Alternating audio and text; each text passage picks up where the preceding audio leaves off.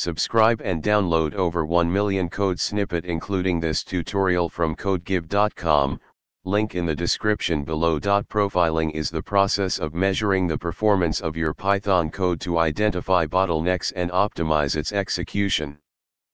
Pycharm, a popular Python IDE, provides built-in profiling tools to help you analyze and improve the performance of your code.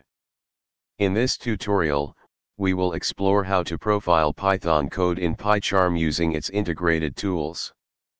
Before you begin, make sure you have the following. Launch pycharm and open the Python project you want to profile. Once the profiler has finished running, pycharm will display a summary of the profiling results.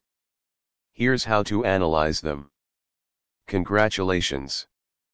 You've successfully profiled your Python code using pycharm's built-in tools and made optimizations based on the profiling results. This process can significantly improve the performance of your Python applications. ChatGPT.